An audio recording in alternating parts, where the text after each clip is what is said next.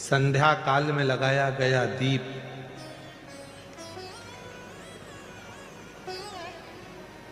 मानदेह नामक असुर का संहार कर देता है। प्रतिदिन एक नियम बनाकर रखना चाहिए कि रोज शाम के समय पर अपने घर में प्रदोष काल के समय पर एक दीप जरूर लगाना चाहिए। और यदि बेलपत्र का वृक्ष है तो उस बेलपत्र के वृक्ष के सामने भी एक दीप अवश्य लगाना चाहिए।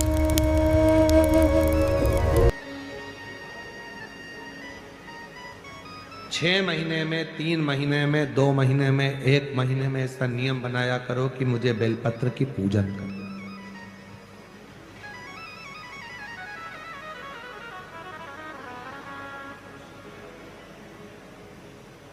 स्वयं माता लक्ष्मी जी ने भगवान नारायण को पाने के लिए बेलपत्र का पूजन किया। जब इंद्र की पूरी सत्ता चली गई थी, सारा की सारा धन इंद्र का चले गया था, असुरों ने उस इंद्र के सिंहासन पर अपना कब्जा जमा लिया था, तब इंद्राणी ने, स्वयं सची माने इंद्राणी ने शिव जी की साधना करी, बेलपत्र के वृक्ष के, बेलपत्र की पूजन करें।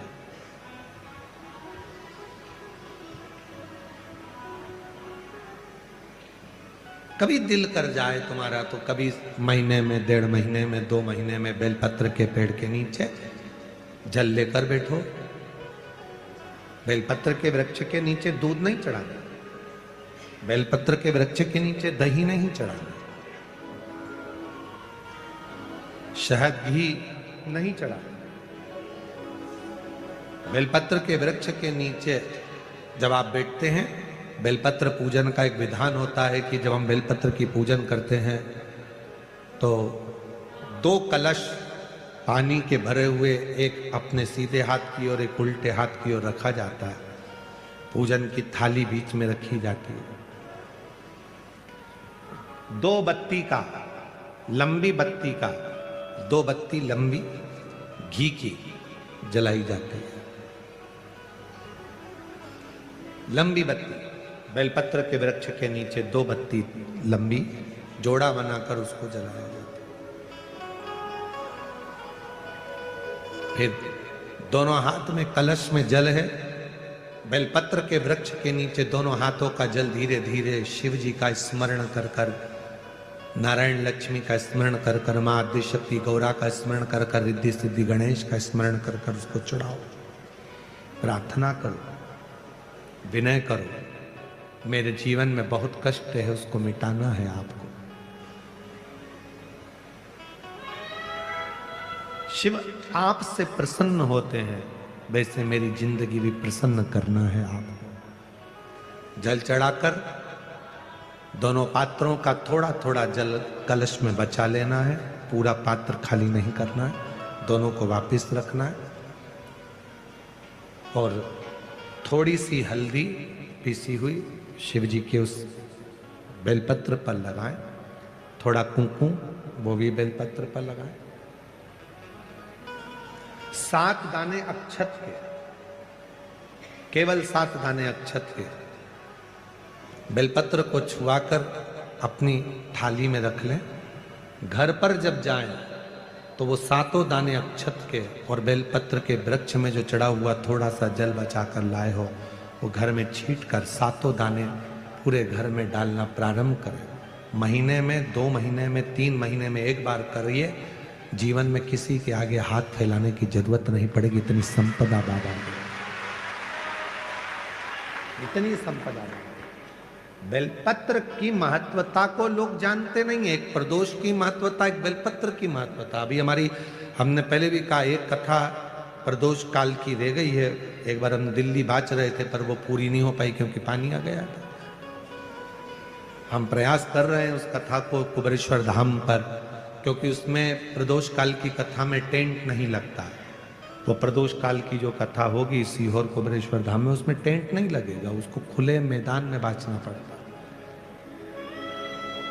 आप और हम सब खुले मैदान में बैठकर प्रदोष काल में उस कथा को सुनेंगे और उसमें प्रदोष की महत्वता को जाने।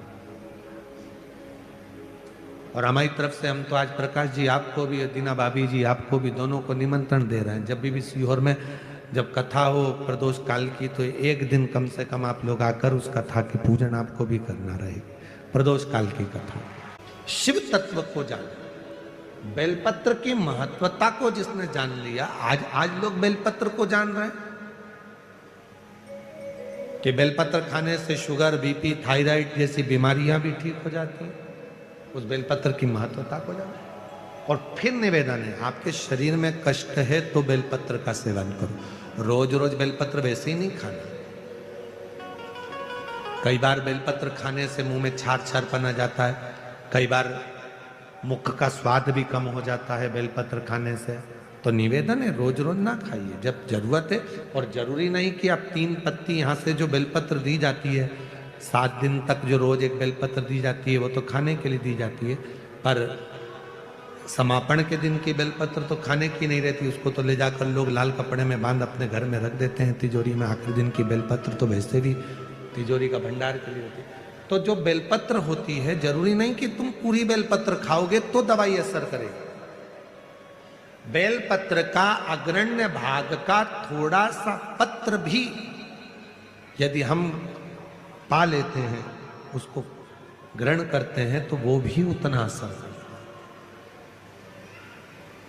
और रोज खाने की जरूरत नहीं है।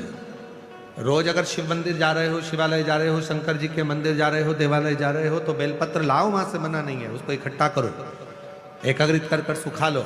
सुखाकर रोज शिव जी की चढ़ी हुई बेलपत्र को सुखाकर फिर उसका चूरा बना लो। जब तुम्हें लगे कि शुगर गड़बड़ हो रही है, बीपी गड़बड़ हो रहा है, थायराइड गड़बड़ हो रहा है, तो एक चुटकी उसमें से लेके निगल लो, पानी पी लो। बाबा की कृपा से आधा घंटा 1 घंटे में वो sugar, BP, thyroid sub level में आना प्रारंभ हो गया।